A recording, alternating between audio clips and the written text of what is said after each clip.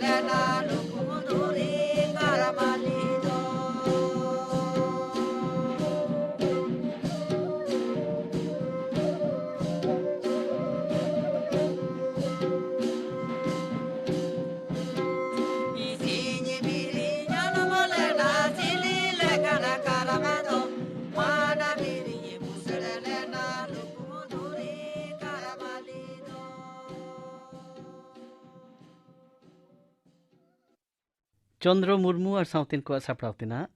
काराम सरिन पे आंजम किदा निया सरिन दुकिन सरिन किदा महेंद्र हेम्ब्रोम और रामदास हंसदा आकाशवाणी कोलकाता और मिन घड़ी खान गे खबर आकाशवाणी कोलकाता खबर पढ़ाविदें दिलीप हेम्ब्रम राष्ट्रपति मानतान रामनाथ कोविंदे मेनाकादा दिसम रेन होड़ा हुदिस बिचेर बदल गे स्वच्छ भारत जारपारिया मारांग जजदो कना स्वच्छ भारत महापरब रे सेलेद कते राष्ट्रपति मेनकेदा जे तिहिन दो भारत रे मिमिद घारंज रे साफासाफी दो हड़ को मेद रे नेल ᱧᱟᱢᱚᱜ लेका नेलोग कना राष्ट्रपति मानतान रामनाथ कोविंद तिहिन स्वच्छ सर्वेक्षण 2022 शिरपय एम चालाकादा नवा दिल्ली रे तालान आवासन और तिरला बाबतिया दफ्तर होतेते सापड़ालन स्वच्छ अमृत परब रिया हिस लिकाते नोआ मन दो एम चाल होयाकाना तालान सरकार दो गोटा दिसम रे 550 गोटेन एकलव्य मॉडल हॉस्टेल बिद्दागाड़े बेनावा जहां को ब्लॉक रे साइकाड़ा 9 हिस खन बढ़ती आदिवासी गुटेन हड़ को तहेना और कम खते 12,000 आदिवासी को ओड़ा मेना उनकान जायगा करे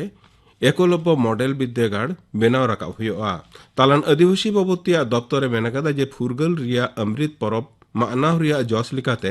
मारांग मंत्री मानतान नरेंद्र मोदी दो निये चंदो रिया 11 तारीख भोपाल रे 9 गोटेन बिद्यागाड़ रिया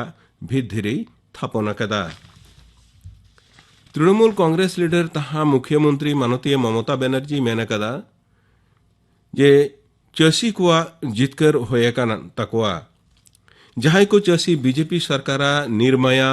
व्यवहार बांग दमड़ाव कते लगातार लड़ाई को चलाव दिले तहेना उनको सनाम गे सारहाव आकाद कोआ सीपीआईएम रेन साजा सचिव मानतान सीताराम येचुरी दो चासी कोई कुरनी सकात कोआ उनी दो मेनाकादा उनको साहसी हुलसई खातिर मोदी सरकार दो पेपे गोटेन काला अन अचोते बाध्य आकाना तालान स्वराष्ट्र मंत्री मानतान अमित शाह कृषि अन बाबतरे मारांग मंत्री उकाय घोषणा आकाद उना सरहाव काते मेनाकादा जे नुआ दो राष्ट्र नायक लेकाना पौड़ी काना भारत सरकार दो कृषि भलाई रे कमी दिया मेनते उनी दो मेनाकादा कृषि मंत्री मानतान नरेंद्र सिंह तोमार दो मेनाकादा जे संसद रिया राबांग खेप दुपड़ुब रे नुआ पेने कृषि अन बातिल रिया संविधानिक कमी होरा दो पूरा मेनतुरा गानुआ सरकार दो पेने कृषि अनगे अचोएत कनाय मेनते मारांग मंत्री मानतान नरेंद्र मोदी होलानो लई सदर आकादा जाति को सामांग भाषण रे उनी दो मेनाकादा जे संसद रिया दाराकान राबांग खेप दुपड़ुब रे नुआ अन अचो रिया कमी होरा दो पूरा दिसम रे दिनम कोरोना उनुचड़ और गुजु को लेखा दो कम आकाना उनुचड़ हो 11,000 रे आड़गो आकाना तालान हड़मो संहार दप्तरा तेहिया रिपोर्ट लिकाते 24 टाड़ांग रे नवा गरिते 11,502 जना कोरोना को पड़ावाकाना निये ऑक्टे रे 11,604 जना नुआ रुआ खन को बोगे आकाना गज आकाना को 203 जना पनोतरे दिनम कोरोना उनुचड़ होलानो नासेना बढ़ती अकान रे 1,600 रे सेटेर अकाना पारोमेन मिद दिनते 1,605 जना को चिठावाकाना गज अकाना को 8 जना हड़मो संहार दप्तरा होलाना रिपोर्ट लिकाते कोलकाता रे 252 उत्तर 24 परगना रे 192 दक्षिण 24 परगना रे 53 और हुगली रे 5 जना नवा करिते को जबुनकाना इडेन रे भारत और न्यूजीलैंड मदरे तेसार T20 मैच रे अडिगे रस्क नेलोकना टिकट रिया चाहिदा दो अडिगे ढेर अकाना बानार क्रिकेट दल गे तेहिं तारासिंह शहर को हेज सेटेरकना पे मैच रिया नोआ सीरीज दो भारत 2-0 रे लहारे मेनाय खातिर नेमुत रेगे जितवाकान रेगे मेनाया तेहिं मिटेन रंग बेरंग सापड़ाव आखड़ा तलाते गोवा रे भारता 12 जातियारी सिनेमा परब IFFI एहबोकना स्वाधीनता रिया अमृत महोत्सव मानाव लासाड़हेते नेसा सिनेमा परब रिया नेलजोंग लेकाना दो दिसम रे 9 जना जुआन सिनेमा बेनाव को सेलेदोआ निये धावा नोआ परब रे जुदा जुदा दिसम रिया 9 गोटेन सिनेमा उदु सदरोआ तिहिया खबर पढ़ाव दो नोंडेगी मुचेदिना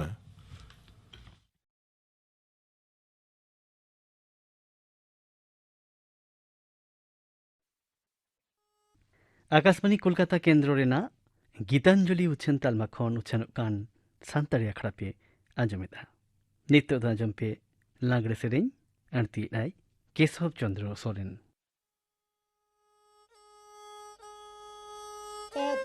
एता चेतन रे बन थुतिया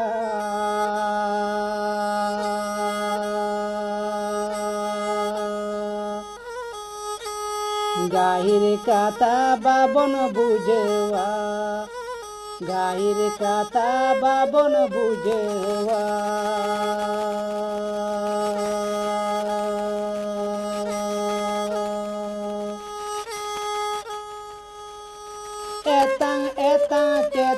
रे बन थुतिया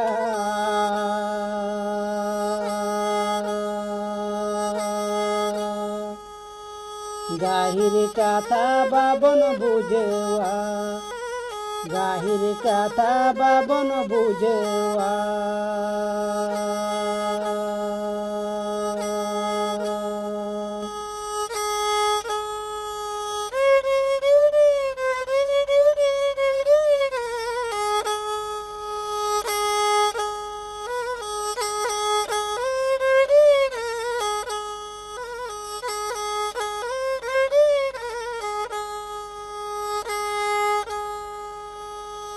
हड़ गे बन लयो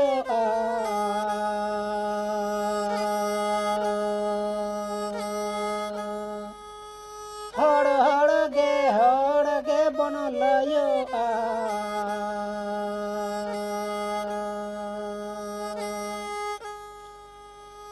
हड़ बेभर बाबन बाडाया हड़ बेभर बाबन बाडाया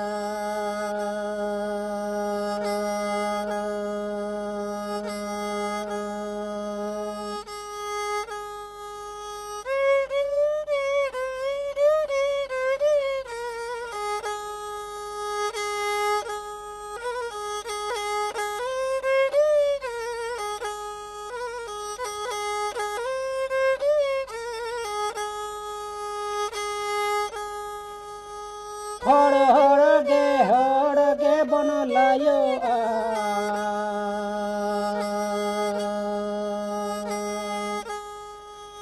हड़ गे बन लयो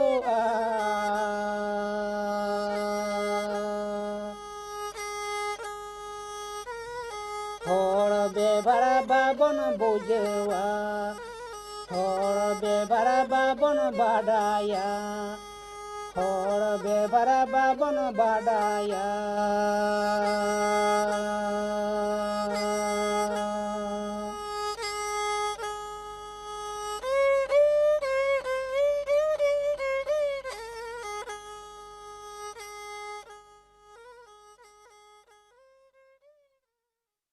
केशव चंद्र सोरेना लागड़े सेरें पे आंजम केदा नित्य दो आंजम पे गिद्रे कोआ ऐदर महा निये बाबते सुनीता माझी साव कुपली रोपड़ कुकली रे दो तहन कना आल्लादी मुर्मू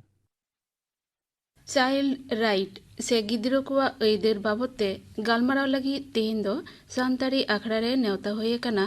पश्चिम बांगला सरकारिनी लॉ ऑफिसर मानतीय सुनीता माझी माझी दीदी मा जोहार मानतीय माझी एतहब रेगे लई ताबन में गिद्रो लईते अकय को बन बुझ कोआ गिद्रो लईते तो उनको को बन बुझो कोआ जहाया उम्र 18 बछर बयस खय कमा नुकु गिद्रो कोआ हक ऐदर दो चेदा जरूरा मिटे गिद्रो जखने जन्म कना जन्म पर जम लिगिते बा उनी बांचाव तहन लिगिते आई गो बाबा पर निर्भर हुई कानते गगो जखन जमे में उनी तखने जमा जुदि गगो जम बाय माये उनी आयते हताव कते बाय जम दाड़िया सुतरां जखन के गिद्रे जन्म कना तखन के उनी एकदम असहाय गो बाबा ऊपर निर्भर हुई कानते थेना एवं गिद्रो शारीरिक बा मानसिक उना विकास बांग हुआ उनको स्टेज एमन तहना जे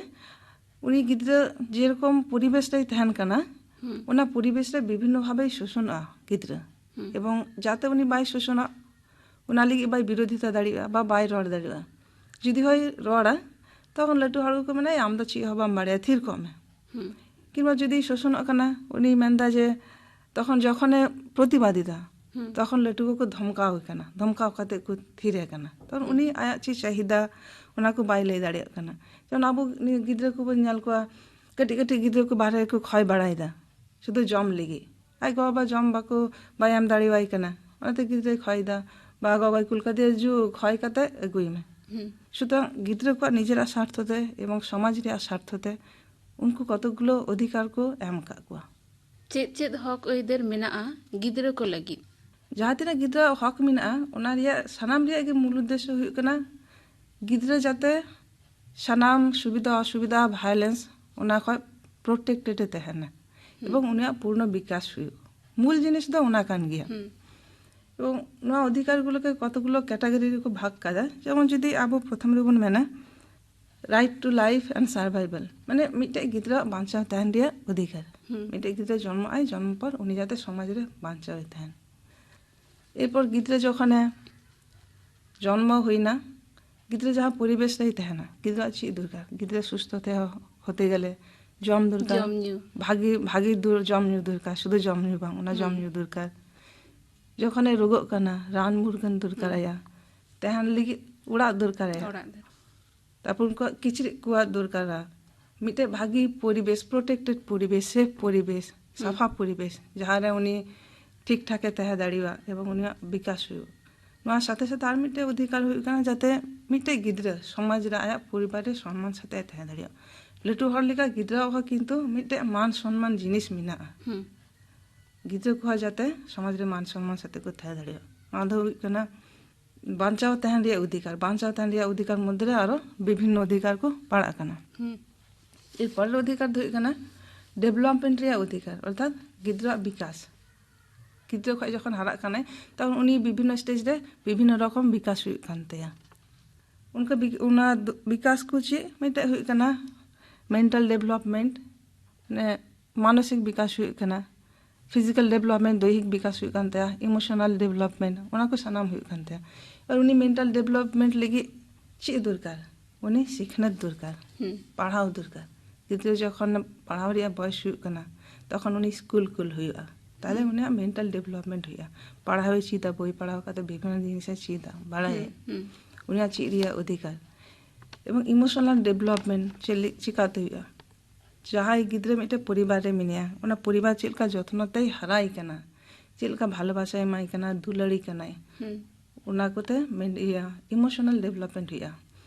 और दैहिक डेवलपमेंट बा फिजिकल डेवलपमेंट चिकाते हुआ गिद्रे जे भावे लटू कना विभिन्न स्टेज रे उना जहाँ चाहिए जम को उना भागी जम एम हुआ अर्थात मिनिमम मिटे स्टैंडर्ड ढेर दो बा जहाँ मिनिमम मिटे स्टैंडर्ड मेंटेन लिखे गिद्रा फिजिकल डेवलपमेंट हुआ ओनाते ओना साथे साथे स्कूल जखन स्कूल को सेनक कना गिद्रा को स्कूल को सेनक कना तखन को जाते खेल रे सुयोग को नाम गाती साथे नोआ को तो दरकार गिद्रा एछाड़ा हुई कना पार्टिसिपेशन रे अधिकार राइट टू पार्टिसिपेशन अर्थात राइट टू पार्टिसिपेशन माने कना अंशग्रहण এবার গিদ্রে চি রে কো অংশগ্রহণ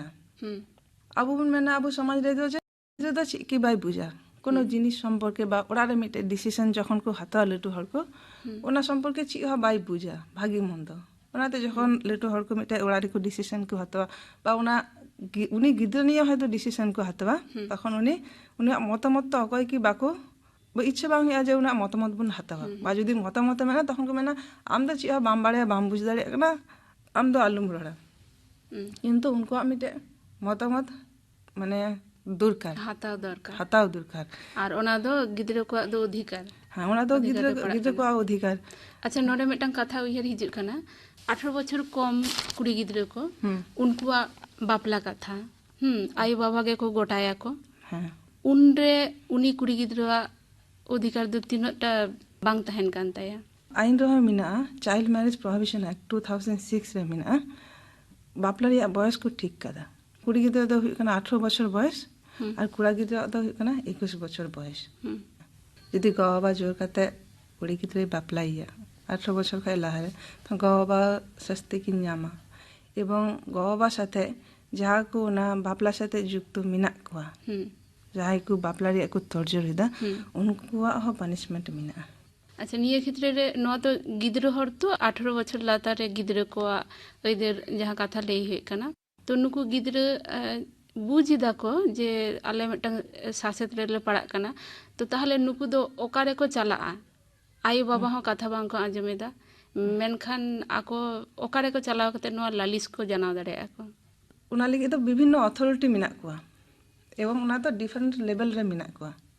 गिद्रा को सेन दाड़िया बा गिद्रा हुई काते इटा हर को सेन दाड़िया जेमन पंचायत लेवल रे मिना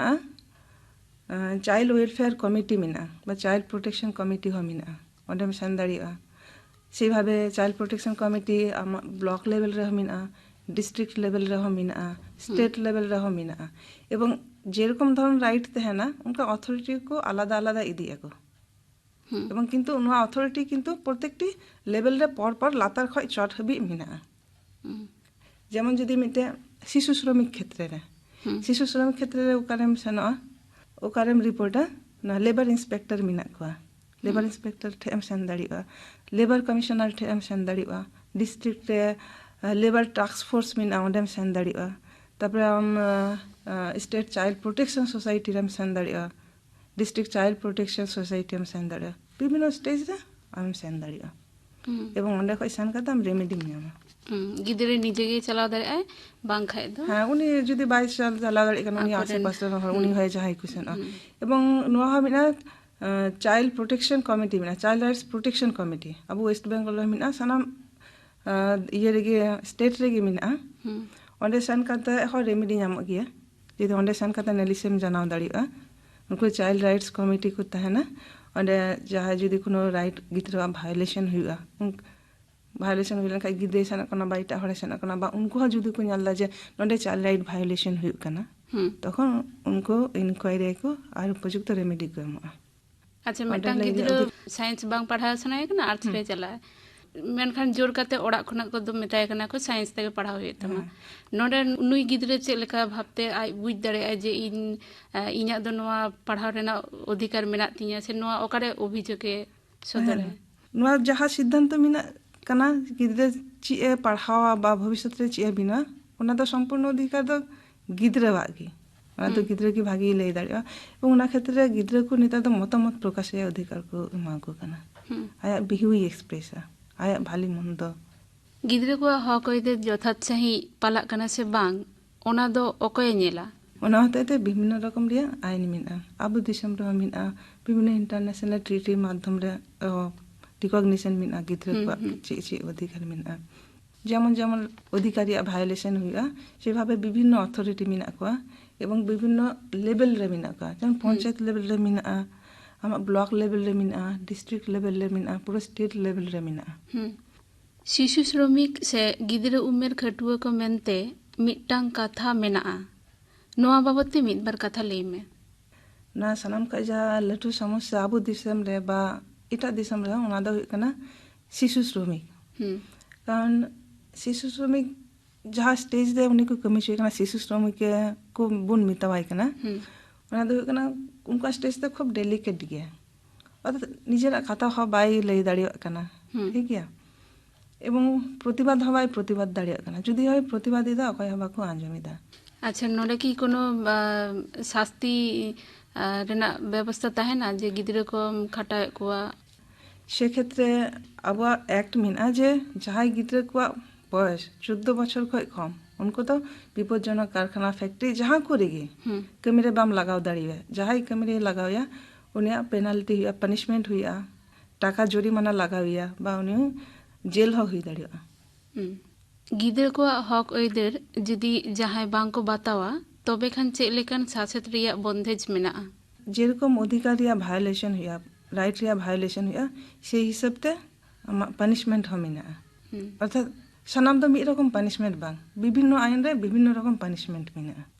माननीय माझी गिद्रा को हक अयदर बाबते आयमा गान गनंगाना कथा कम लई सदराग लिया मा एनखान तेहेन दो निना धाबी गे मा आले पाहटा खन सानतारी आखड़ा पाहटा खन जोहार जोहार।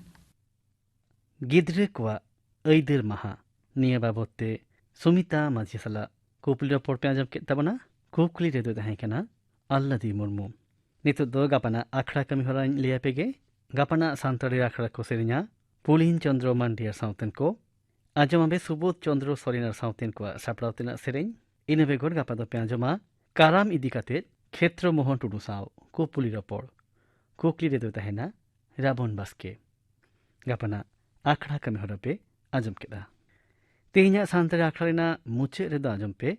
मुदम सोरेनर साउतन को मातवार सेरेन सेरेन रे दो मुदम सोरेन